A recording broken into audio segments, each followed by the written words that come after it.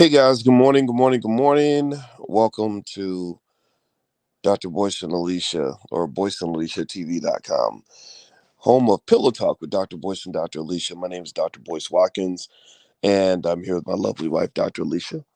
Hey, good morning. I guess we got morning voice. Yeah, We yeah. gotta wake our voices up. Well, that's what makes Pillow Talk authentic because we really are laying against our pillows. Yeah, yeah. Yeah, so let us know if you can hear us because we had some audio challenges last time. I don't want that to interrupt the conversation. So if you could give us a quick yes if you can hear us, okay? Everybody say yes if you can hear me. That way I know that we can keep on going.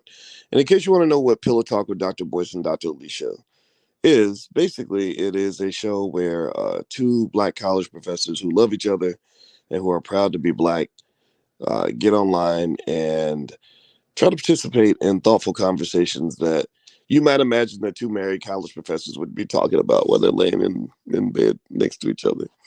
Yeah, isn't that something? Yeah. Yeah. We were having so many interesting conversations about so many things, and I didn't realize I never even met a college professor until I was 19 years old.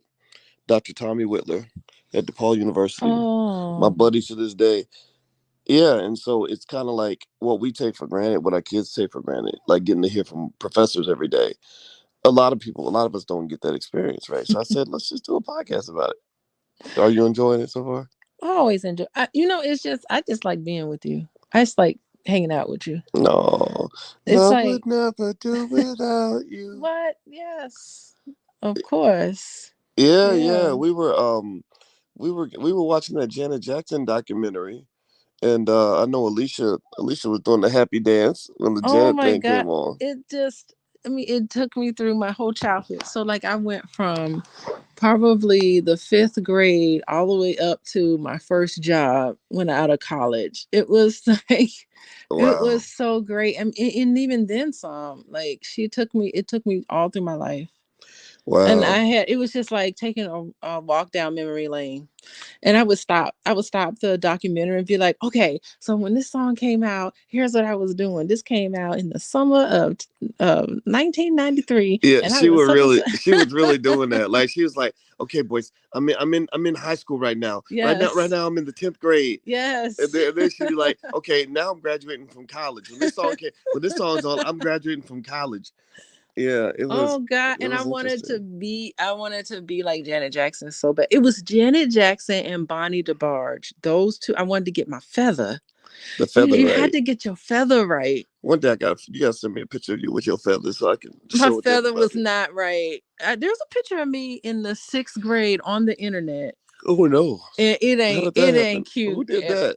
I I'll didn't show do it it. to you. I'll show it to you. Well, I went to school at St. Mary of the Lake, Yeah, right. That right. I mean, you grew up and like a few blocks from the Jacksons. We failed to mention that. Like you are straight out of Gary. straight out of Gary. Yeah, so of course, being from Gary, we watched her closely as Mm, little girls. I didn't hang out with no boys back then, when I was little, right. but Stay away from them boys. we They didn't only hang want out. one thing. But really, the boys were all about Michael Jackson. We were all about Janet. Mm, It was like we would have like school dances in the Catholic school, and the little mm. boys would dance to Michael Jackson. We would dance to Janet, and Are you it was kind serious? of cool. Yeah, yeah, it was really Yeah, kind of because I cool. can't imagine growing up in Gary, like how it must have felt growing up in Gary, Mm-hmm. Indiana. Like right down the street from Jackson's, that tiny little house they have. That house was so small. When you took me to the Unbelievable. house, how many of y'all? First of all, let's actually before I ask you about that, Okay, all right. I would ask how many of y'all watch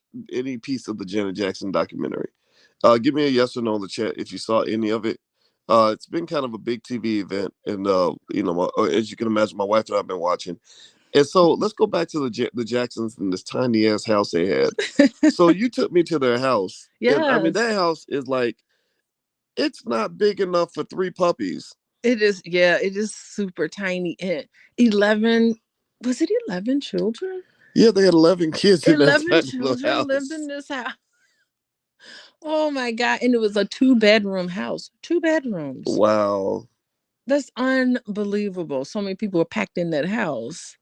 You know what I love about it too, Yeah. and then you could let's go back to the 80s a minute because Okay. I really want to get a sense for you, like what it was like Mm-hmm. living in Gary in the 80s Mm-hmm. when the Jacksons are like at their peak.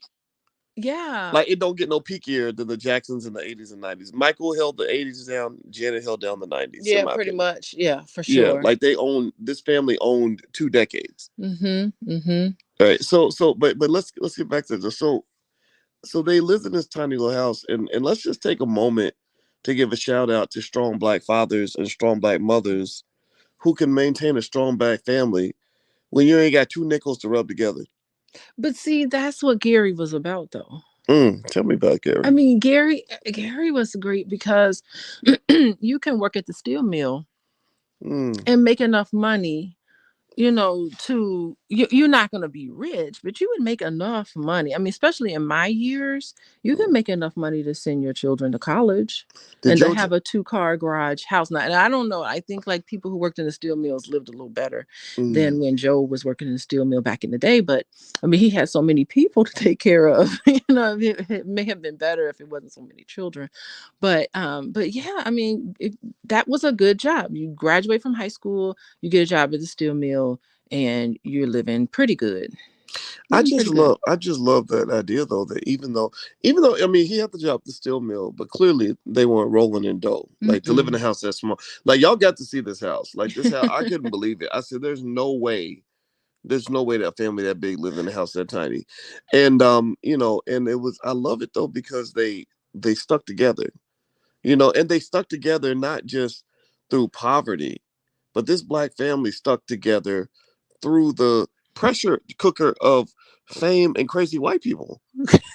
Crazy white people. Yeah, Yeah, when David Bowie went to that party, it offered them drugs, and they're going to Europe, and people are like, "Ah, my God, it's Michael!" Like they it is still crazy. like that. That was one thing that stuck to me. Like I see things like that, like spiritual things below the surface. That's what I connect Hmm. to, and what I connected to really appreciate about Janet Jackson's. And we're still gonna get back to the '80s because I want to ask you about that.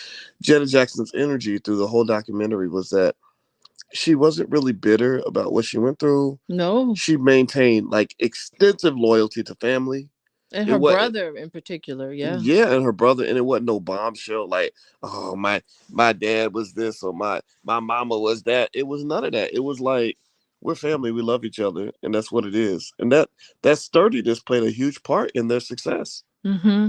It really did. I mean, they had to bond it together because they were on tour together, the brothers, the Jackson Five in the Yeah, early years. I mean, how could you not yeah, bond? but you see lots of groups and lots of families that where that That fall that apart. fame will mess them up. It goes to people's heads.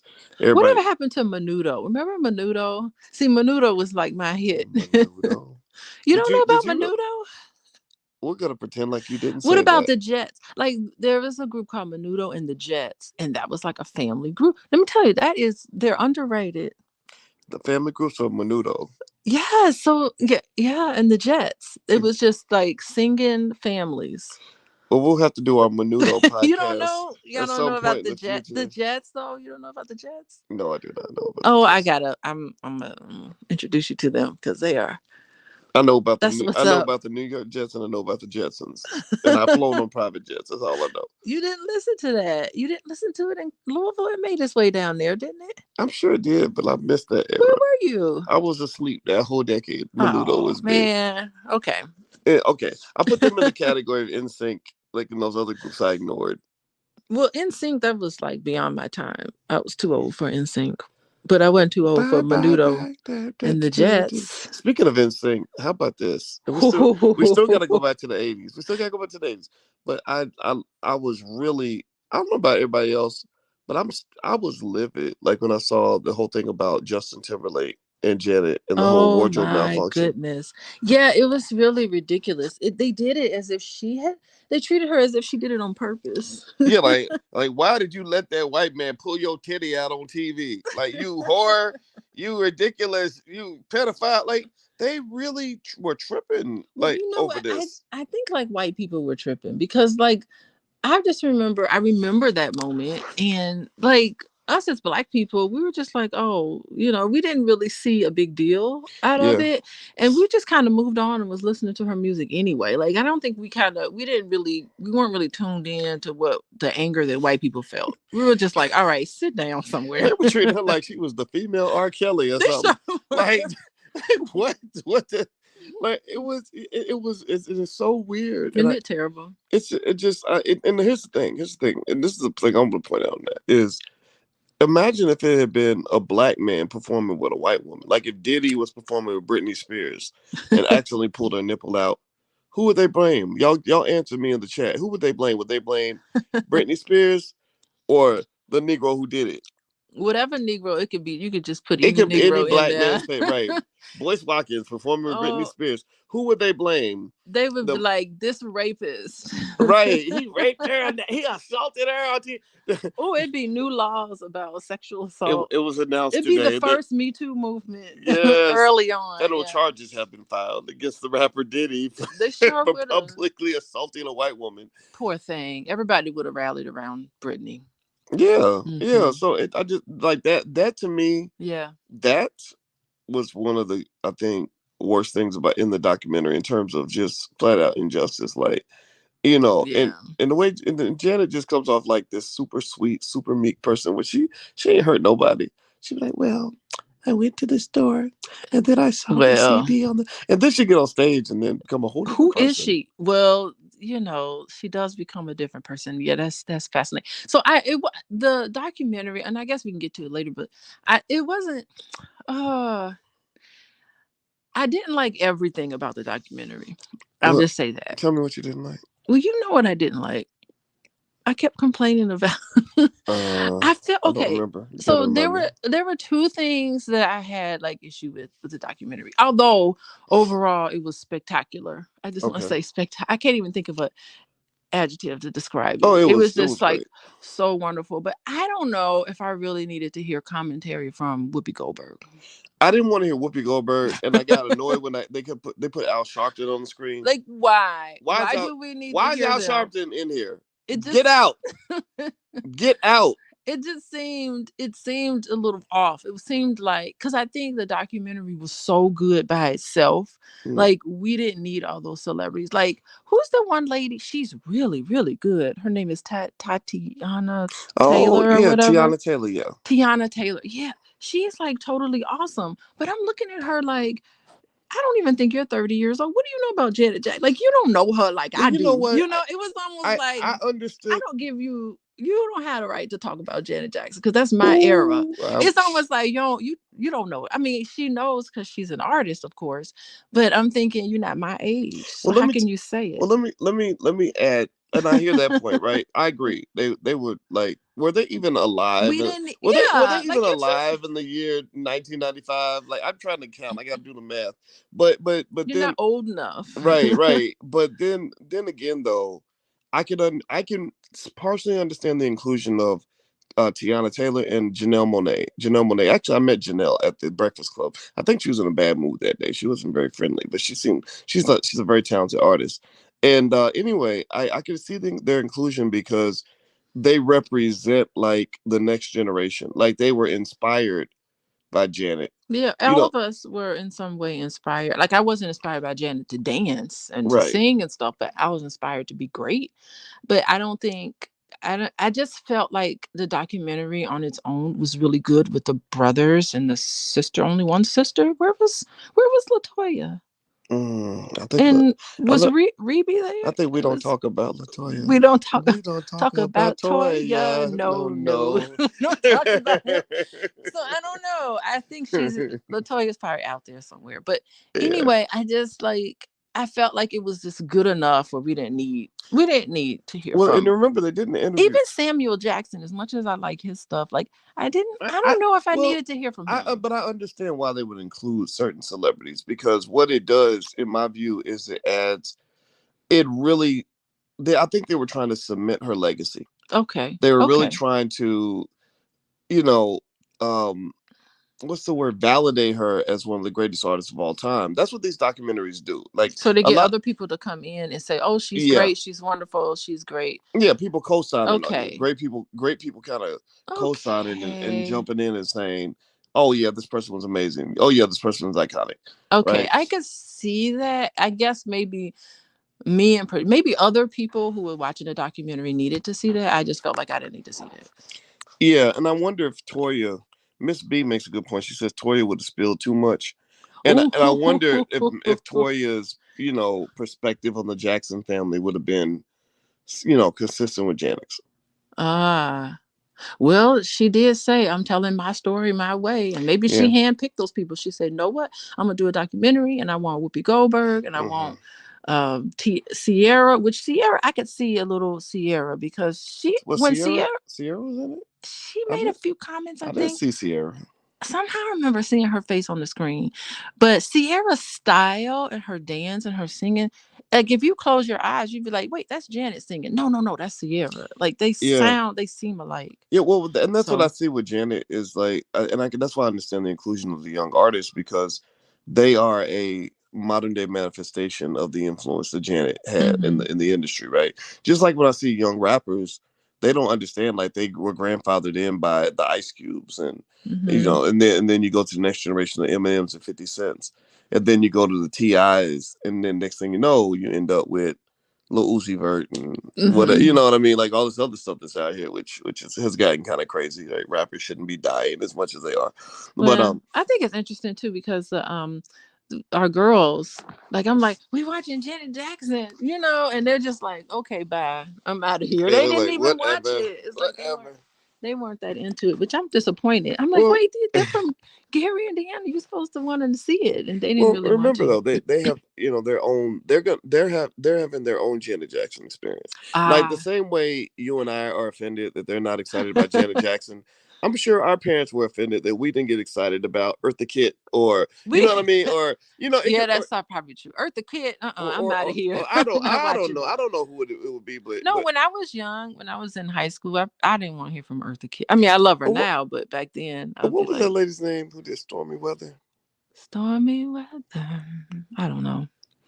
Y'all help us out. Help us remember the It names. doesn't matter. But See yeah, that that that era, we can't even think of the name. And it's a tragedy in our parents' era. oh, remember how Fred G. Sanford used to be in love with Lola Falana? Because he remembered Lola from the 1940s and 50s. That is funny. Yeah, That and is that's funny. so maybe that Lena Horne. Thank you, Lena Lena Horne. Horne, yes. Yeah, yeah. That's so every generation has its icons, It's Janet. It's right? Janet Jackson in every generation. Yeah. Yeah, like I knew I was old when I would hear like kids like reminiscing online openly about SpongeBob episodes from the Oh 2000s, gosh, yeah. and or some of the other stuff, Pokemon or whatever. Even Pokemon is like getting to where it's like an old thing. But I was an adult when that stuff came out, so it didn't get me the way it got them. That's true. Nostalgia. So maybe that's what it was. The nostalgia of it Yeah, yeah, it really was really got good. us. And by the way, you are watching Pillow Talk with Dr. Boyce and Dr. Alicia Watkins. This is where my wife and I get together on our pillows and have hopefully intelligent black conversations about issues that are going on in our community. If you'd like to learn more about Dr. Alicia and what she does, she's a licensed therapist and full professor of social work. Her website is coachingwithdralicia.com. You can also follow her at Coaching with Dr. Alicia on Instagram. Also, please hit the thumbs up button. Thumbs up, thumbs up, thumbs up. We're building black owned media, and we really love it if you could be conscious and support what we're trying to do because we're competing against a world full of craziness and ignorance, y'all. So we kind of need y'all's help. All right. So here's so now let's go back. I know I told you I'm a focus man, so we're gonna go Oh, back to okay. what I asked you earlier about and I didn't let you finish the answers. In all fairness, so I love to hear your response. What was it like growing up in Gary in the '80s hmm with the Jackson family, like literally right down the street? Like, what was that like? Well, they weren't down the street in the '80s. They were out by I then. mean, that well, their house was Their house was, like yeah. these are yo people going out into the world, kicking ass, Yeah, it taking really names. helped us because so many terrible things were happening in Gary in the '80s. We were like the steel mill was in the process of shutting down. That's the Mm, start of the steel mill, like, because that was our big economy in Gary. Was everybody wow. worked? I mean, everyone in my family was school teachers, Mm, so we were kind of a service to those individuals who taught the children of the steel people who worked in the steel mill. So the steel in the steel mill is what brought my family to Gary from Pennsylvania. wow. Wow. And so that was really nice. But if they were unionized, they knew they could have, so it was so many benefits from there. And I think that it was, oh my God, and we had that Gary mayor, Richard Hatcher, Okay. Black which, man. yeah, I think he may have been, I have to look it up, he may have been the first black mayor. Oh no. I know he's the first Don't black tell me. mayor. Don't tell me something bad happened. Well, I mean, he's got mixed reviews in retrospect. Like, Okay. a lot of people look back on him and criticize a lot of the things, terrible things, decisions that he made that he couldn't keep Gary together. And I know when he became mayor, he kind of did not cooperate well with others, or he kind of Mm, was, I don't know. He has a lot of bad rap with the decisions that he made. I mm, was really young, so I don't know if I understand it totally. But at the end of it all, at the end of the '80s, we were really terrible as a city. We were the yeah. The murder capital murder of the world. capital of the world, which is so depressing. And you got the crack era that hit all cities. We Oh. were not exempt from that, but Mm, there was a lot of great things. So it was really, I think psychologically, it was really awesome. Plus, I went to performing arts school. So hello, interesting. we went to, You yes. know what? In their school, and it's interesting, right? Because it's kind of unfortunate that with the Jacksons at the level that they were in the '80s. I remember Mm-hmm. Thriller came out in the '80s. I mean, that's Oh like gosh. Michael Jackson was like Mm-hmm. a to me it would at his peak, he was like a human personification of what like Apple represents to us now. Like he Mm-hmm. was except he was a man. He wasn't an Apple. He wasn't a company. He was a human being. He And defined that era. yeah, Yeah. and he just became so big. And I just feel like I wish, like he was so conscious and his family was so conscious about being black, and I respect that immensely. I would have loved it if somebody had like been able to sit down with the Jacksons and explain like powernomics principles to Yeah. them, Oh right? yeah. To the point where that you could help them empower them to say, look, your city is dying. You can Yes. come in with your connections, your Mm-hmm. leverage, your capital, and really transform the city. Yeah, because in the entire time he was trying to protect his children living in Gary from those bad people. And then he went to Los Angeles, moved his family to Los Angeles, and was in the heart of drugs. Oh, Like Los nice. Angeles, like he went from the frying pot to the fire. You sure did. In terms of bad influences, they just have they have shiny teeth and a nice smile, Hmm. but it was really awful. That's so true. Yeah, Yeah. yeah. I think and I think with the documentary, I think the other piece of it that really I thought was unfair to Janet was the way they connected her to Michael's accusations and all that. Yeah. Like I never realized until she really talked about it how when Michael started getting accused of things in the '90s, which y'all can debate over whether or not he might have been guilty or not. I would definitely have to confess that first of all, innocent until proven guilty, that always stands in my view, but I would have to confess that that I don't think a grown man should be sleeping in the bed with children that are not his. Yeah, he made some bad decisions, but you know what? He didn't have a normal child. I'm making excuses, but Mm, it may sound like that, but he didn't have a normal childhood. So I don't think he even knows what normal means. Like, that's not normal. I don't think he had the right people around him. yeah, they You should have. know. Somebody should have just kind of said, you know what, we can take this like weird children stuff. Like you can hang out with kids as much as you want, but there Hmm. have to be boundaries because you're not a Yeah. kid. Like I think that's it. Just like okay, have fun. Play with the kids in the park and be that guy. But when it comes to like slumber parties where it's you and Macaulay Culkin alone, in bed together with a bowl of popcorn, that's not gonna fly very well for other adults. Yeah, I kind of feel like the Jackson family, because they overcame so much. I kind of feel like that family was really targeted. I'm gonna say it. I'm gonna say it. I'm gonna talk like people from Gary talk. That's It's like, funny. leave them alone. Really, leave Jacksons alone. I mean, there's so much craziness in Hollywood, and they just want to just attach it all to this great family. I'm Well, sorry. you know what's interesting is I forgot who it was that I was talking to. It might have been James M. Tume, the great Mtume. Shout out to him. He just passed. He did Mm. that song "Computer Love." I think he did that, or maybe No, no, it wasn't him. I'm sorry. No, it that's wasn't him. Roger Oh and my God, Zap. I got it wrong. I got What it are you wrong. talking No, about? Mtume did another famous song. Somebody, y'all gotta help me, please. Oh, into yeah, they did have. I can't think of it right I now, but thought it I was know what you "Computer talk. It Love." is not Roger and Yeah, Zap. And rest in peace, because Roger's passed on. yes, I shade absolutely. to him. And I shared a brother Mtume. This is a guy I Hmm. knew personally, and I liked him a lot. And I don't remember if Mtume was the guy who told me this or somebody Was else. it Juicy Fruit?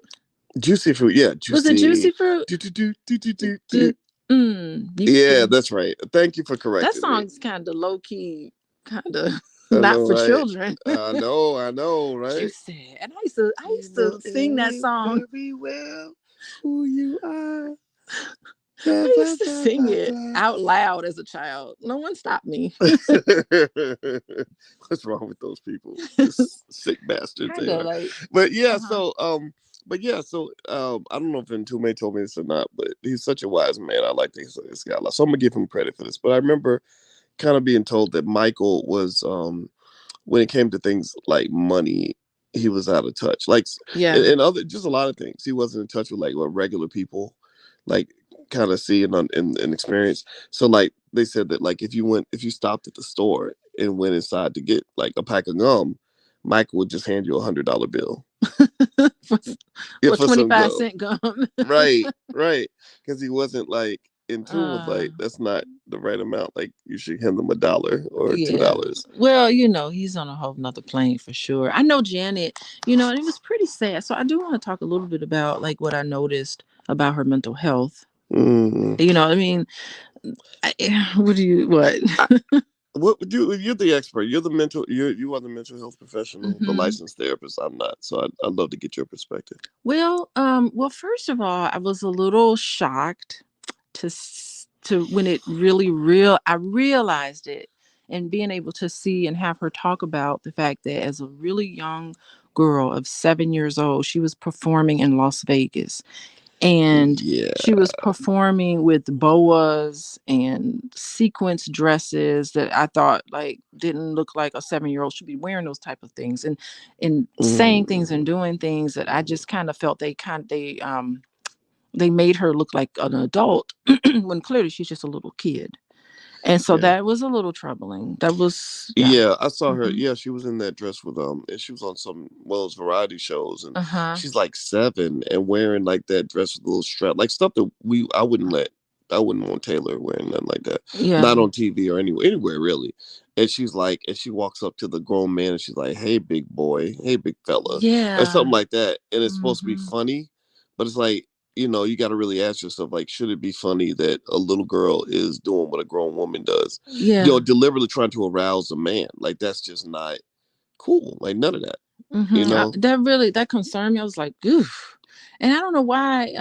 It's not like I hadn't seen those videos of her, but to see it put together in the documentary, I was really thrown back, like, oh, as a child, because the way she said it and the way she spoke, it did not seem healthy. And I just picked up that she probably struggles with depression, because I mean, first of Mm. all, she said it. She said I struggle with depression, but there were little things that she said, yeah, I'm an emotional eater, and Yeah, she she'd did mention say that. different things, and I was like, depression, like that's the only thing. Mm. Classic depression, and probably some anxiety too. Well, I think don't black women kind of lead the world in anxiety and depression?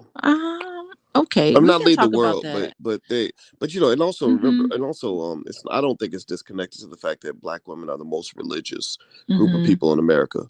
Like I think the religion is a way to Mm-hmm. cope with Mm-hmm.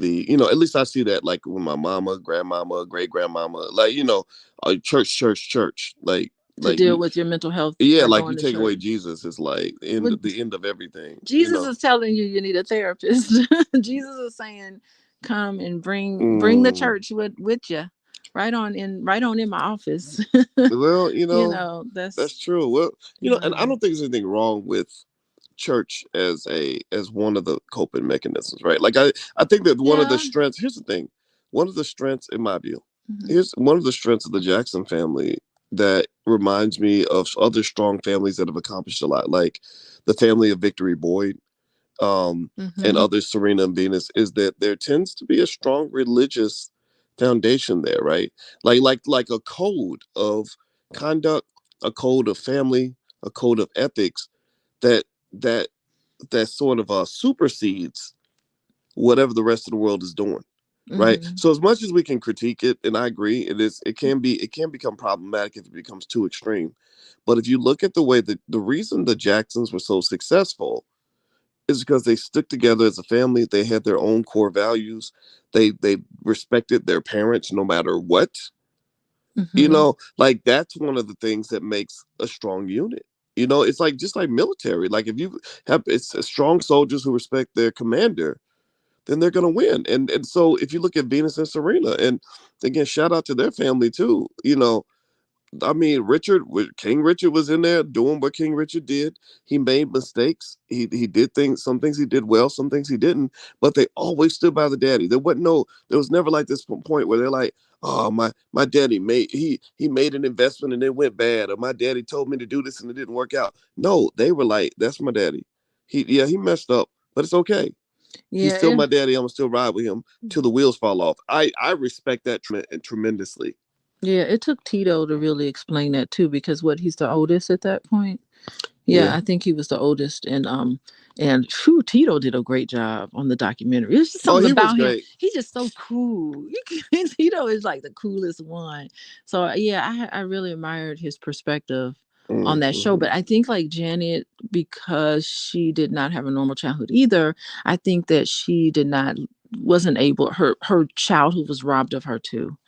And Yeah. I think she felt pretty isolated and alone because she kept saying, you don't know if people are your friend because they really like you, or if if they're your friend because of who you are and your name. And it was really hard. And I think that she really needed that. Think about it. She's the youngest of 11 children. How can she get, Mm. how can she get the proper attention from her parents? I mean, it's But she was impossible. the baby too, though.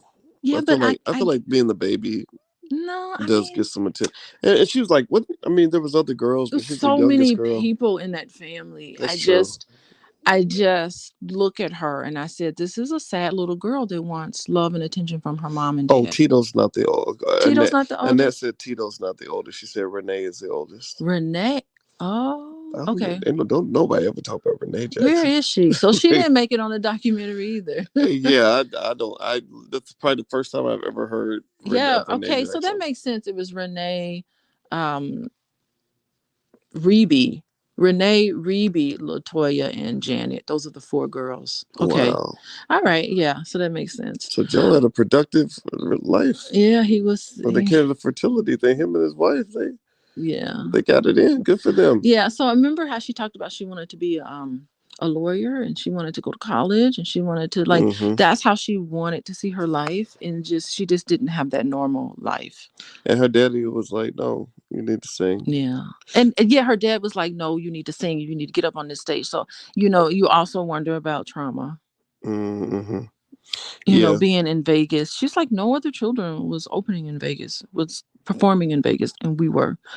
So Wow. I do kind of wonder about the trauma and the depression. And I mean, I don't know, I have to talk to her, to get to know it, but that's what I'm going by, what she is saying on her documentary. Wow. Well, by the way, everybody, if you just came in, you are listening to Pillow Talk with Dr. Boyce and Dr. Alicia Watkins. I That is where Dr. Alicia and I get together and just try to have smart conversations about things happening, things that Black people care about. And you ain't got to be Black to be here, but we Black and we ain't gonna apologize for that. So by the way, Dr. Alicia is a licensed therapist. She is a certified life coach and a full professor of social work. So if you'd like to learn more about the work she does, you can go to coachingwithdralicia.com, or you can follow her at Coaching with Dr. Alicia, or you can follow us both at Boyce and Alicia. So you can follow all that on Instagram. So feel free to follow there. Hit the thumbs up button. Thumbs up, thumbs up, thumbs up. So let me bring up something I was thinking about this morning. In terms of just piggybacking off of what you were talking about in terms of Janet and that strong father figure, and which Hmm. comes with its pros and its cons.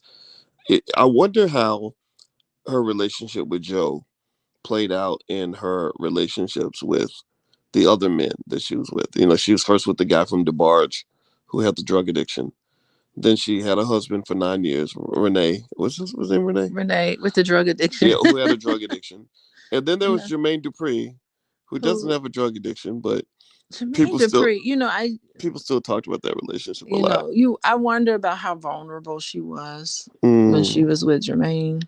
She probably was vulnerable with all three of those men. you think And so? she didn't mention anything about the baby daddy. The Her baby, baby daddy wasn't in the really? who did you hear Oh, anything about that's the baby right. daddy? It's I forgot. almost like Yeah, she had a baby at 50. it ended with the baby, but we were like, and I was like, and the daddy. Interesting. She didn't mention Interesting. anything. Now, wasn't it rumored? I have no idea what is real with Janet Jackson, but Okay. is it some prince or something? What? The Wasn't it prince? like Oh, that's right. Yeah. some wealthy Yeah, I think she got with some guy that was super rich. I forgot what. prince and had a baby? I don't know. Yeah, I I do. I really do. don't I do know. actually remember that. I do remember something about a wealthy dude and some sheikh or a prince or something. And those sheikhs and princes in Saudi Arabia are very wealthy. They're They, very wealthy, but they're also very controlling. mm, I think can be yeah, perceived that way. yeah, So we don't know. We have no idea. yeah. We have no idea what's That's true. going She on. didn't say anything about that. Didn't Yeah, mention him at all. now that I'm really thinking about it, I Mm-hmm. feel like even though I think the documentary did a good job of making me really respect and admire what Janet has accomplished. Yeah. I can't help but feel like I've been a little bit like kind of played, like I was just fed a big spoonful of propaganda, and then I took the whole spoonful in because I'm sitting there thinking like I wonder what the other darker side of that documentary would look like. You know, Yeah. because she was very selective about who was in it, what they talked about, Good. what was not discussed, and I think that's fine though, right? Mm-hmm. That's why Yeah. Black people have to own our own media. Like if we own our own Mm-hmm. media and tell our own stories, then we get to look like the heroes, Mm-hmm. And I appreciated what she did with that power, right? She didn't Ooh. she didn't crap on her father because for a long time all people talked about with Joe Jackson was that he was basically like Ike Turner. Mm-hmm. But I was the interview. They she played the interviews where he talked about discipline. Mm, And it really wasn't anything out of the ordinary from the words coming out of Joe's mouth. mm-hmm. Joe Jackson, Mr. Joe Jackson's mouth. And I really love the fact at the end of that documentary, she all the proceeds went to the YMCA in Gary, Indiana. Yes, That is fact. That YMCA yes, saved so many people. did it? Where were we gonna be? I didn't go to the Y, but I know a lot of people who did Wow. who went there. I mean, they it was really a beautiful, remarkable place for children to go. So it's really nice that she gave the proceeds back there. That was really Oh, surprising. by the way, Mm-hmm. El said Reeby is the oldest. Yeah, we got Reby, is it yeah, Reby? Steven set us straight. Steven said Okay, y'all mixing up we the mixing up Renees. people. Yeah, y'all assume that she had a sister named Renee when it was her husband who was Her named. husband named Renee. So we So should like look it Reby, up and do the official. Reby looks good. What is she? She's got to be 70. Was she the one that was in the documentary? She was the one in the documentary. She did a good job of, I think, you could tell like she decided I'm gonna really support my sister on this, and I'm really Yeah. gonna put it into context. And she did great. She's the one I remember the most besides Oh, Tito. but she had that song. Oh, I just remember. What's that song? Arabia had a song? Centipede. She had that song Centipede. No. I remember doing the Centipede. So it was a good song. Yeah, back in the 80s. I guess they tried to launch her career. I don't know what happened, but Oh, she had that hit song though, Centipede. That was really did something. she? I was waiting for more music from her because I love that song. Well, maybe Reby was like in that experimental generation. Testing it out. I feel like think about it, right? Like you have these masterminds. Pay attention now. I'm Hmm. noticing. I figured out. I have a theory. I have a theory. Okay, y'all ready? Y'all ready for my theory? All right. So you have these mastermind Black men who lead their children to extraordinary greatness. Hmm. Right? It comes with a lot of discipline, which might cause some trauma or require some therapy later. But it comes with rewards. It comes with riches, lots of riches. Right? Who am I talking about? I'm talking about Earl Woods, the father of Tiger Woods. Richard Williams, father of Venus and Serena, and Joe Jackson, the father of the Jacksons. Great black men who really had a vision for their children. What one pattern you notice amongst all those men? Twofold. One, they were all accused of being abusive because they were very, very disciplined with their kids. Right. That's the first pattern. Uh, and two, were they all, which came with being called crazy, whatever, by the media, right? Because who raises their kids, swearing that their kids are going to be the next greatest whatever in the world. All three of them had tremendous confidence. All three of them, before their kids became famous, were telling you, "Oh, my kids are going to be the greatest." Every Isn't one that of them, something? every one of them, and they all got ridiculed because people are like, "Come on," like, or like Venus's daddy, like, yeah, everybody thinks their child's gonna be a tennis star. Oh wait, you really want to tell us that she got a little sister that's as good as she is? You got lightning struck once, it ain't gonna strike twice in your household, right? So that regard is amazing. Isn't But that here's wonderful? the other funny little thing I noticed. Oh, what? Okay, what? They all kind of like all of them, like when they had the successful kids, it's almost like I feel like they had do-overs. Like they had the first, the first set of kids where things didn't quite work out the way they wanted, and then they got in their 40s and their vision became clearer, and they'd have like another set of kids, and be like, and those would be the ones that take off. These Like, are the ones. yeah, because remember, like Tiger, not Tiger. Oh, let's start with Richard Williams. When the King Richard documentary came out, Yeah. he was criticized. Remember, his first kids came out and were like, "Screw that man!" You said Like his first he kiss. abandoned the whole family. Like he went and just started a new experiment with Venus and Serena and act like we didn't exist. And then Tiger Woods' daddy Earl. Did he have other brothers and sisters? Yes, I did not know that was that. his second family. You're kidding me. No, that was his second family. And then with Joe didn't start a second family, but what Joe did was like, if you look, you had Rebe. Rebe was supposed to be his first kid. Rebe was cute. Back in the Yes. day, she was, but Yes. she didn't. It was maybe wrong time. Maybe they did the vision wasn't good. And Maybe they I get waited too it. late. Oh my God, I totally get it. You know why I get it? You know why I Yeah. get it? Because right now I'm raising Tater. Yeah. And I'm talking to Taylor about all the things required to be successful. And you can't tell me Tater ain't gonna be the greatest, most successful human being ever. And but here's the thing, right? Like Monique, my goddaughter, who is like my daughter to me, right? Mm-hmm. She's just like Taylor. And she says, and she made a joke. She said, "Yeah, so Taylor's your do-over." You Mm-hmm. get to, I'm like, yeah, she reminds me so much of you and Uh-huh. everything else, Uh-huh. and it's like that. But that's what you do, I guess, and so in a way, maybe I'm identifying with these dads because I identify with them. Yeah. Like you just Uh-huh. really, when your kids are like talented or passionate or you want the best for them, you just really are like, okay, I figured this thing out called life. I figured the game out. Here's all you got to do is ABC 1, 2, 3, and to me, I believe that's what fathers are supposed to do. Yeah, yeah, it is. You're supposed to look at your children and watch them and find out what they're just naturally good at. I mean, he didn't tell them to pick up an instrument, start playing and singing and all that. He just Mm, heard the mama say they I don't know what they're doing. They're just in there singing and dancing, and he paid attention to them and said, "Oh, I could see something. Oh, okay. I can see there's something great." So isn't that a great parenting? That is good yeah, parenting. I think so. I think so. I Seeing what think your children are good at and just yes, supporting that and cultivating it. yeah, absolutely. And I Mhm. think that what you learn from if it was possible that there was like a little too much discipline, or a little too much trauma in the family or whatever, or the price paid for success was too high, I think we can learn from that, right?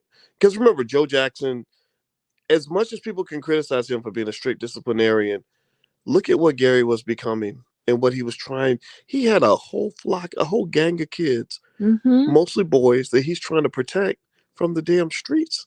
Yeah. It was So it was happenings and you in had, those yeah, streets. yeah, he had to go into the Yeah. slave codes to keep that shit in order, like, because and he said, while he might be accused of being a strict disciplinarian, he saved his wife a lot of tragedy. She didn't have to deal with Mhm. like any significant tragedy, family wise, children wise, until Michael died in his 50s, right? I Mhm. mean, But I'm oh, he sure was there was almost. some I'm sure trying there was stuff times. along the way. Yeah, Absolutely, but absolutely. but still, yeah, and I didn't realize that they actually went to school in Los Angeles and faced all that racism. Oh, really? Like, Oh, that's remember right. that whole story? Encino, yeah, I Yeah, I remember that. didn't. Now that was surprising. I just didn't know. I didn't realize. that all that happened. But yeah, he thought he was doing what was best for his family. Yeah, yeah. Yeah. Like parents that want Yeah. to protect their kids, they like, okay, Mhm. I might beat you and choke you, but I'm not gonna kill you. The police will beat you, choke you, kill you, and throw you in jail for the rest of your life. I'm not saying that's right, but Mhm. I'm saying that's what I remember my grandfather saying that to my mother. Like, you better whoop them before the police do. Oh Now, Lord. no, don't get me wrong. I know that There's so that's many I wrong know I know things. that can be seen in a horribly negative light, Yeah. but at the same time, when I imagine what my life would have been like if I had been killed by the cops, or if I was out here hooked on drugs, or in prison with an 80-year sentence, I would trade the every ass. I would take every ass whooping I got times 10 over any of those fates. Because I got Mhm. friends that are in those situations. I got friends that are doing life in prison. I know Yeah. people who died young. So it doesn't justify it. It just means, like, sometimes with black people, you just stuck with these impossible choices. Or look at Richard Williams trying to protect. He raising these girls in South Central Yeah. in the 80s. Yeah, that's a tough one. Everybody was dying. Fighting off gang members on the tennis court in the middle of the Yes, night. Like, yes, what is getting beat that? up on the tennis court. Like, it's crazy. Like, sometimes we have to live in an alternate universe, like, as black Mhm. people, because what they do to us in terms of that oppression and where they make us live and all those other, it's terrible. How you cope with that without going crazy? Yeah. Yeah, that makes sense to me. I get it. Yeah, so shout out to the strong parents that Uh-huh. held it together. I mean, and then they didn't get weird till they got to California. California is where they got weird. I got Seriously. introduced to all sorts of things. Yeah, Hmm. California, those crazy people out there. But even look at the Debarge family. By the way, Uh, I love their they I think they VH1. got a behind the music. No, it's their version of it Oh, of okay. What's it called? oh geez, now I'm blanking on the word. So the VH was it VH1? No, TV1. Okay. Not VH1. TV1, they do a they do a sort of like a mini documentary of Well, let's just call it. Let's families. just call it behind the music. Okay, all right. They do a mini documentary. Everything's behind the I want music. to call That's yeah, all it it's is. their version. TV Oh, it's One called Unsung. Donald says unsung. it's called Unsung. Yes, Thank you, Donald and the Alan. Debarge unsung. Oh my God, same scenario. Whole Really? bunch of kids. The father was military, white Wow. man Oh, in the military, interesting. very very abusive. So I Wow. can see why Debarge and Jackson would get together because they kind of have that sort of really Mm, hard father, and all those Debarges really succumb to a lot of them succumb to drugs. gosh. And Well, so. and I think it Mhm. was easier just to come to drugs in the 70s and 80s, because I don't think people back then really knew how dangerous the drugs were, like they know now. Like, I think now we really understand. If Mhm. you don't know drugs will mess you up by now, then somebody just didn't send you the memo. Mhm. But I think back then it was just like, oh, here's this thing that'll make you feel good. Maybe drugs back then to them were like what social media is to us. Maybe 20 years from now, like, our kids will be like getting therapy saying my parents were social media addicts. And Okay, it could be, but the thing with the drugs is that the pain is so strong that the emotional pain that they're going through is so strong that they use drugs to kind mm, of escape. And I'm certain, I mean, looking at that uh unsung special of the DeBarge, if anyone should check that out, you definitely understand why they use drugs because they went through mm, a lot of torture from their father. It was a wow. little more than what I think Joe Jackson would have done. But Mm, I think it look at that, a whole nother family trying to escape and use music. But they grew up in Detroit. So they wow. were right there Well, in Motown. there you Hmm. go. Detroit, I right? mean, Hmm. I love Detroit, right? Some parts of Detroit are wonderful. Some Hmm. parts of Detroit ain't wonderful. Okay. Like, there's a Detroit experience that's just not Yeah. fair. It's just not fair. Like, when I just think about some of the conditions some of our people have to grow up in, it just ain't fair. Like, if a kid's like in the ninth grade, and he literally has to worry about being shot on the way to school. Jeez. I mean, that It's our kids go through that. Nobody else's kids go through stuff like that. That's crazy. it's so remarkable. And even in those conditions, we were making music. We were making the best music in the world. Yes, we are. We still are. Still are to some Yeah. extent. Yeah, making the best music in the world. So I don't know what that does, the struggle and and putting it out into your songs and music. I Mm. don't know what that does to us, but that's a combination. Hmm. Yeah, we've been doing that since slavery. you know. And Oh, that's right. I mean, it's just now It is. we just now started getting paid for it. But I mean, Well, we've been making the best music. Black people originated everything creative ever. what's that meme that the kids were playing yesterday? Meme. The one where the rapper was on. Maybe I shouldn't talk about it. Where the rapper Oh, was on I there. got a plan. I just need a platform. Yeah, I got plenty. I just need platform. Oh I sign God, any deal. I can't even I can get imitate. out the deal. I get out the deal. Who was that? Do you remember his Young, name? it was Young Thug. Young Thug said. I He know his said. music He very said, well. "I am talented." And they were like, "But you signed in the deal." He said, "I don't care how bad that deal is. I'm gonna get out of the deal." And they were like, "Okay." Yeah, I right. know how to get out of it or whatever. Which is I don't know. hilarious. We digress from Young Thug. Yeah, but I mean, the point of it is that he thinks that he has the talent, and he said, "I just Oh, need the platform. I got the talent. I'll make it well, work." well, you You know know? what's interesting about the music industry though is that we have an oversupply of talent. Yeah. You know, like for every Jackson family that becomes successful, there's like probably 10,000 other families that made the same sacrifice and nobody ever heard of them, Ah. right? And I Mm-hmm. think that's what we got to kind of remember is that this is kind of a lottery ticket. And then what they do Yeah. is if they market the winner of the lottery ticket, you know, broadly enough, everybody thinks, "Oh, I got a chance. I got a chance." Like when Chris Rock made the joke about Janet dating Jermaine Dupri, he said, "When we saw Jermaine Dupri and Janet Jackson together, I thought I had a chance." Even I had a He chance. said, "We all had a chance." You know, Yeah. and that's the thing, right? And the thing Mm-hmm. is, this type of success is very rare. And what I think is, when I think about entertainment and sports, it's like a Mm-hmm. gift and a curse, right? You know, because we bring all this talent to the table. The music industry has probably literally made a couple $1 trillion off of the black community, at least, right? Sports, you know, I was looking at the NFL and how much Mm-hmm. money they're making. They're making money hand over fist, and the best athletes on that field are black.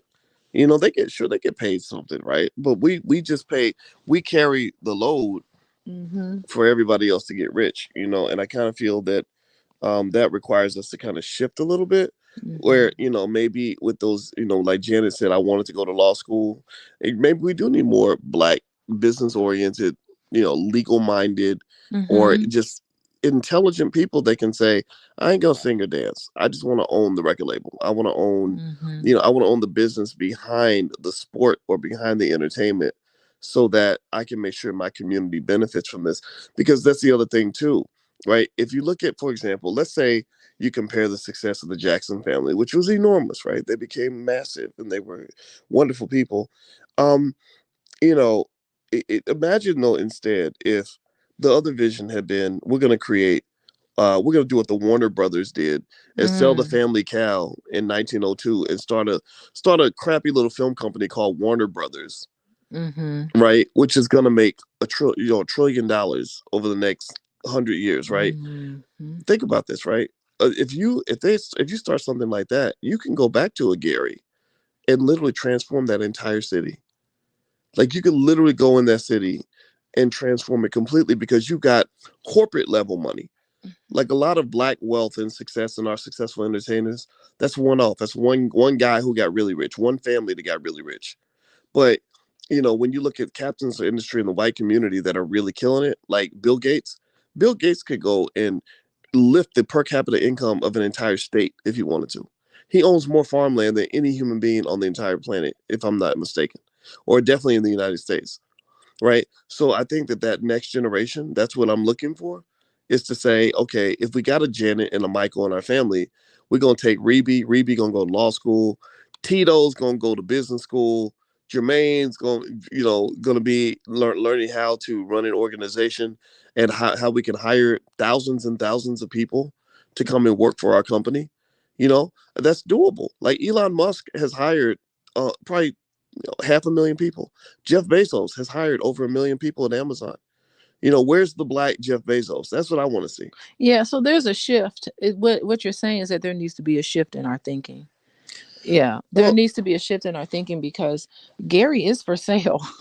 Did you yeah, see? I mean, yeah, that was what was terrible about that documentary was that they showed the rundown, deplorable conditions in Gary. Like it's for hmm. sale. Oh yeah, It's all black. It's still yes. all black, Hmm. and it is possible. And look at the location of Gary. It's right there on that beachfront.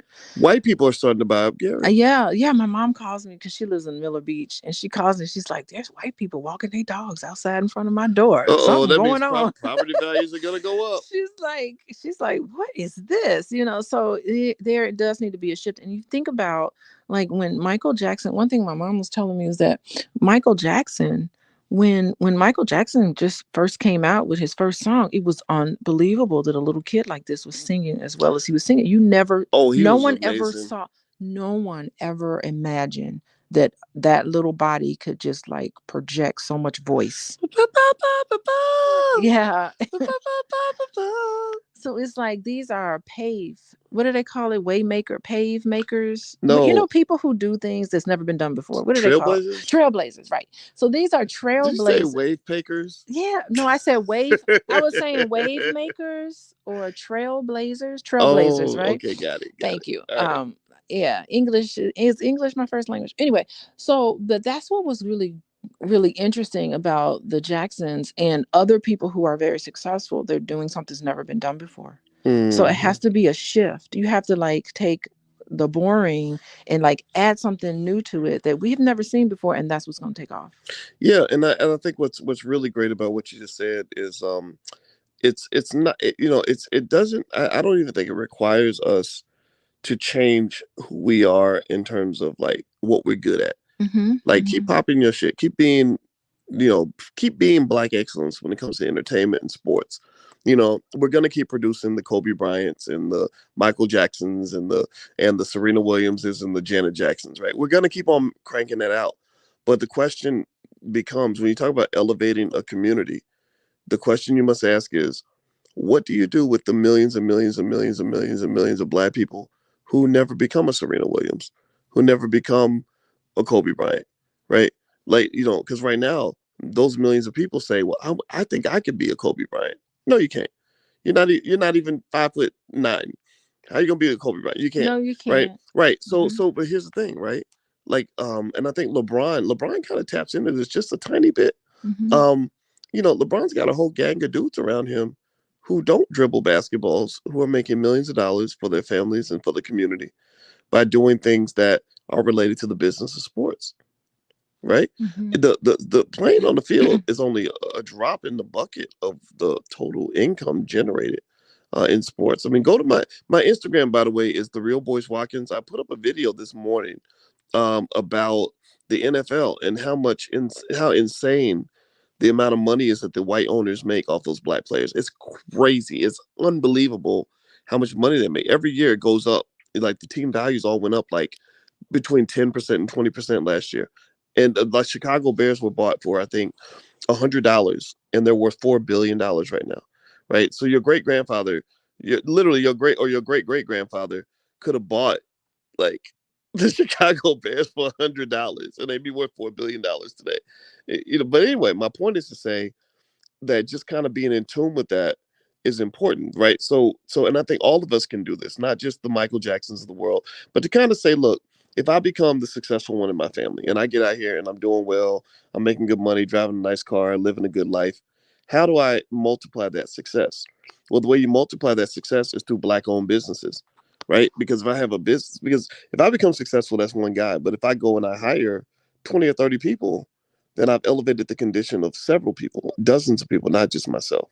Yeah. So what you're saying is that we're looking at celebrities we're looking at celebrities make a lot of money and living this celebrity life, being a superstar, being a basketball player, athlete, whatever they're doing to they're on the television, they're on TV, and they're successful. But I think what you're also saying is that underneath all that, in order to get that engine going, there could be a lot of quiet millionaires just Yeah, walking around I'm being my own Janet Jackson in my own craft. I'm the Janet Jackson of therapists. Thank you very much. yeah, It's like, and yeah. I don't need your sign on, you know. So Yeah, I'm gonna have my own tour, world tour, and then be yeah. great. Like Yeah. the really rich white boy that you met whose family makes couch springs. Oh my He goodness. makes a little spring in the couch, and his family's made like a crazy fortune. Coil. He made. Couch He coils. said my family makes in Gary. It was so funny. I went on this retreat, and he walked up to me and he said, we just kind of talked, and I told him we were just kind of talking about ourselves. I'm from Gary, and he said, "Wow, my family business is in Gary." And I was thinking, business? It's got to be the steel mill. He said, "Yeah, we make the little metal coils that go on all couches." I said, "All couches?" Yeah, it's a little thin little piece of metal on couches. I said, "Gosh, y'all are wealthy." He said, "Well," and then he went on and told a whole bunch of other unbelievable What didn't you stories. say? His family owns a law firm the Obamas used to work Yeah, at. he said, "Well, we're kind of poor according to the rest of my family because my uncles or whatever owned the law firm that Barack Obama and Michelle Obama worked." I said, "Oh, well, okay." Mm, that's I was like hilarious. floored, unbelievable. Yeah, Yeah, yeah. Well, so it's kind of like I think that's the next evolution in all this, yeah, right? Like if you have millions of our young people that are really trained in hmm, owning businesses, then if they know people that are in entertainment or whatever, you can structure a business around that so yeah, that other people can succeed and not just you. Because with what the Jacksons were able to accomplish, I would have loved it. Like, let's say, imagine if I grew up and I was Michael Jackson's best friend, and I became, and I'm studying powernomics and I'm hanging out with Dr. Claude Anderson, and yeah. he's sitting there saying, I have an extra $100 million that I'm about to go blow at the Gucci store. Or you remember Michael, how Michael used to spend money? It was crazy. He would go and drop $300,000 on the shopping trip and then do it again the next day, right? And it got to the point where he couldn't afford his own lifestyle, which is insane. And he couldn't even understand it. He said, "What are you talking about?" Yeah, He just yeah. thinks it's an endless amount of money. Right, Yeah, right. So imagine if somebody like me was sitting next to him and said, "No, no, no, Michael, here, you, yeah, you take, go blow 500,000 today. I'm gonna take $3 million. I'm about to go back to Gary, and we're gonna be buying up entire city blocks in Gary, in your city. yeah, We're gonna make sure that 100,000 black boys and black girls got a community center to go to, that they're getting a proper education, that they have housing, that they have job opportunities, that they're starting businesses. Like, and I don't think he would have protested that at all. I think that he was looking for solutions. Like I feel like Michael, he was hanging out with Al Sharpton and Jesse Jackson, and I think, and while I think those solutions might have made sense during the civil rights era, I think long term we learned as a people that you got to include black economics in your agenda. If you don't include the economic side, then what you're gonna do is have a bunch of civil rights protesters who are broke as hell. now I do remember Michael.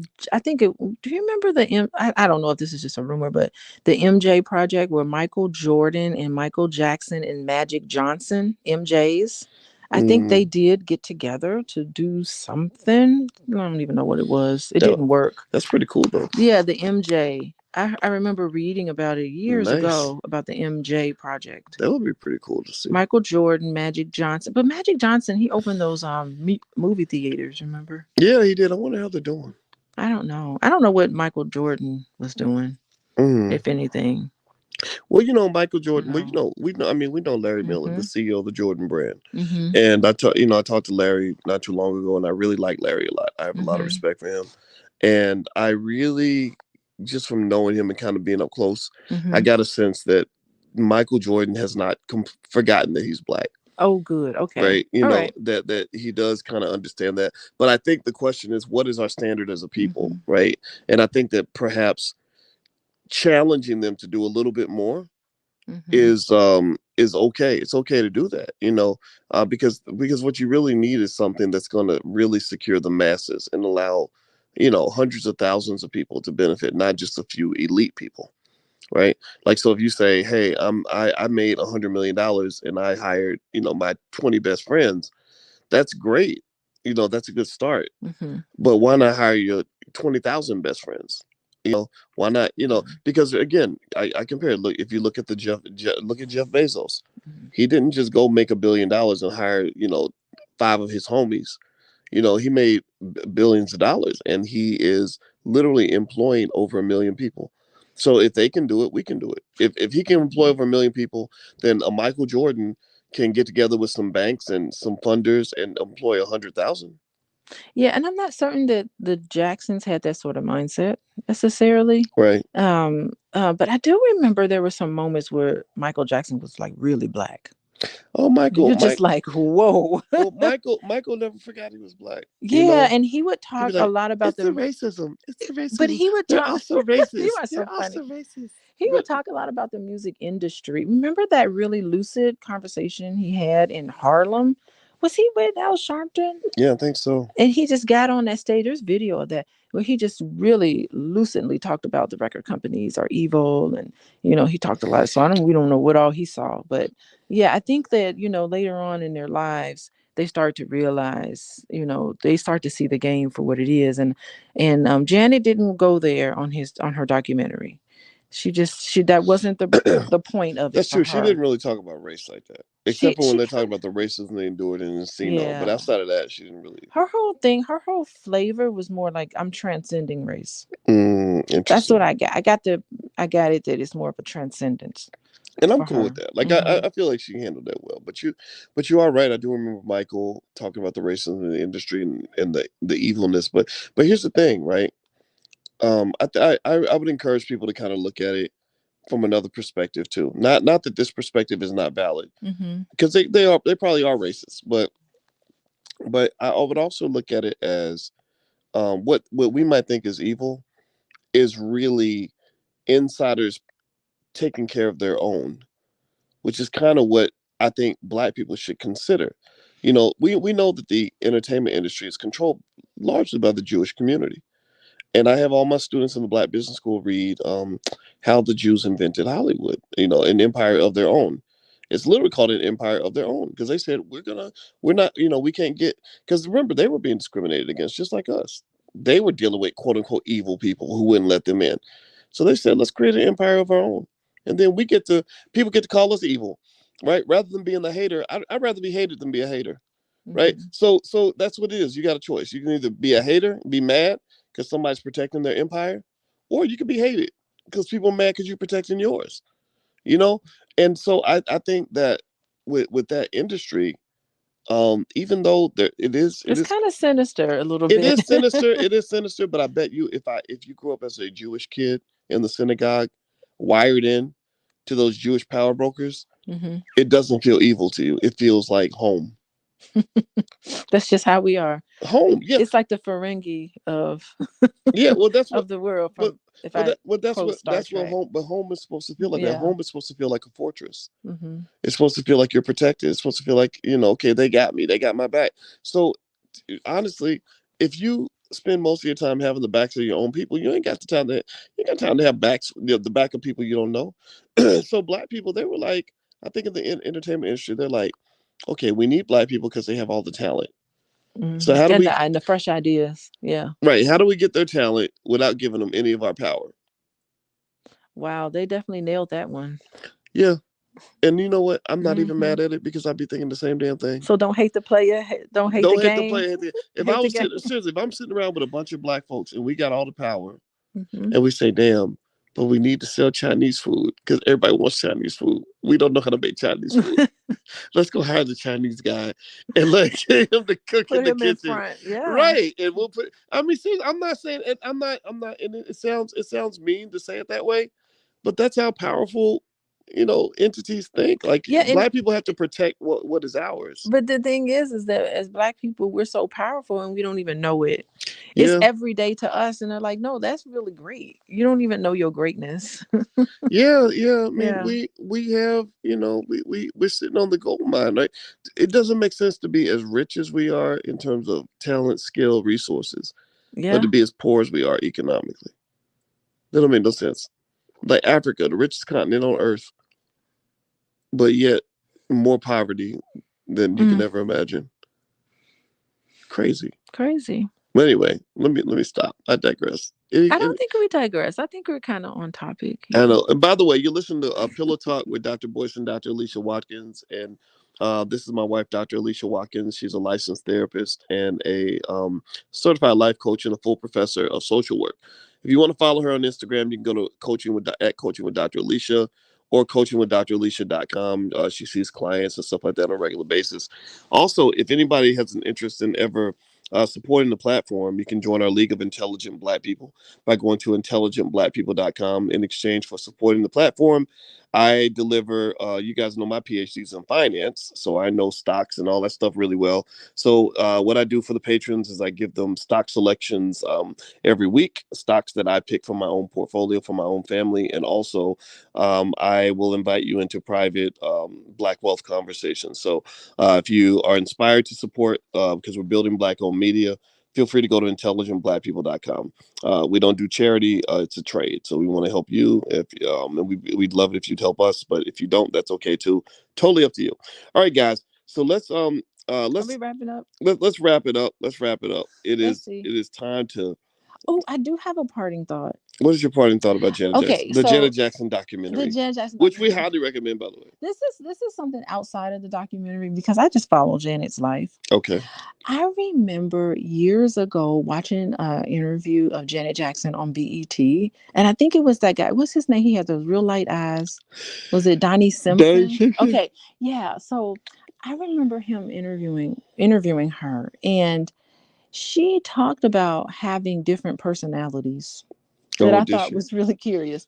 I remember, So what was it? Was one like Demita Joe? Was that her Demita name? Joe, which is interesting because her dad's name is Joe, Oh, right? So I'm like, wow, you what getting is that deep with it. about? Yeah. That was deep, Shouty. That was deep. Go ahead. Yeah. And then she had another personality called Strawberry something.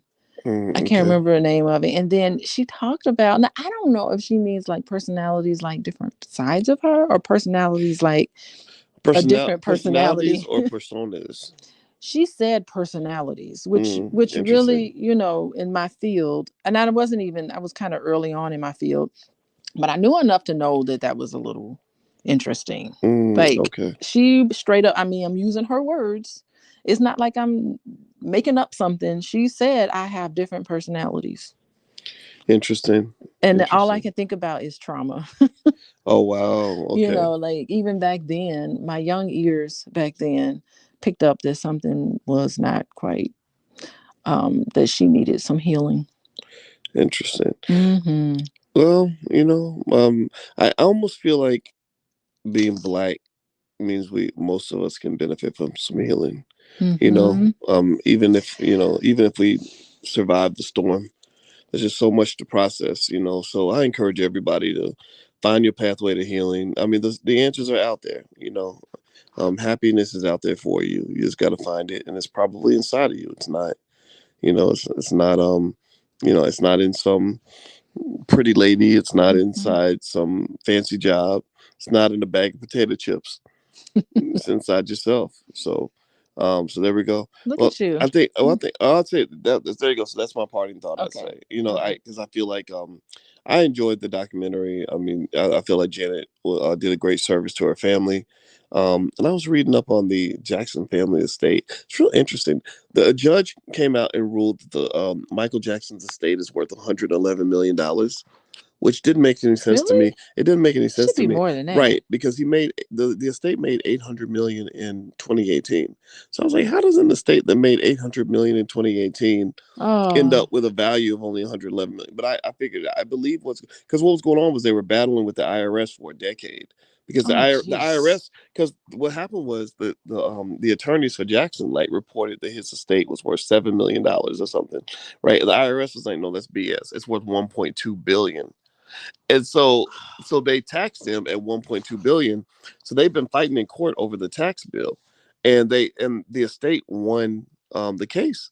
So the IRS owed the Jackson family like hundreds of millions of dollars You're in taxes. kidding me. The IRS owes the Jackson family money. Yes, yes. Well, here's a good. Wow. But what's funny though is I'm like, Michael Jackson's estate ain't worth no damn $111 million.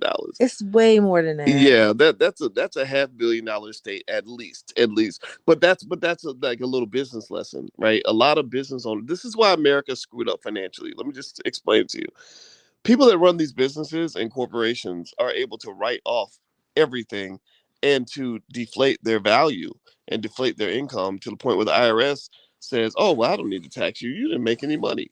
But these people be flying in private jets, riding in limos, Yeah, you but know. they're doing business with that. Right, right. It's crazy, but that's why That's something. if you ever wonder why our government is $29 trillion in debt, it will never get out of debt ever They're not in our taxing the lifetime. rich enough. It's because they're not taxing the rich. The Yeah. people that get taxed are the people that go to work every day.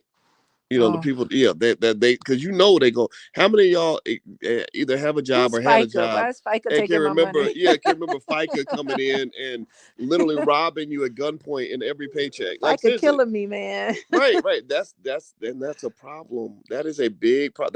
That's going to be one of the things that destroys America because you're basically allowing elite people to live well on the backs of working class people. It's wrong because everybody's got a job that gets that check has felt that frustration of looking Hmm. at your check and being like, where did my money go? That's why I became a business owner. I said, okay, well, I mean, if the system's rigged, let me rig it in my favor. It's crazy though. It doesn't make any sense. Anyway, That's I'm shaking my that's fist in the air interesting. again. Oh no, you're not. Well, I wouldn't call this shaking your fist in the air though. I think this is just. It's This is okay when you become like kind of old and cranky. power to the people. I'm like, okay, stop being cranky, boys. Yeah. Settle it down. Yes, mom. All right. But then you're not. Then with this, I don't think you're shaking a fist. You're just teaching us. Okay, well, I appreciate that. Thank Yeah. you. Thank you for allowing me to share. All right, guys, we're gonna get out of here. I think it's morning time, so I'm gonna go back to sleep.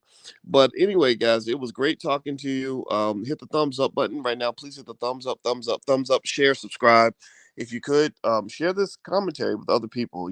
We personally believe that we need to celebrate intelligence. That it's okay to be smart and give me a yes in the chat if you believe it's okay for black people to be smart. I hate the fact that ignorance gets promoted so much.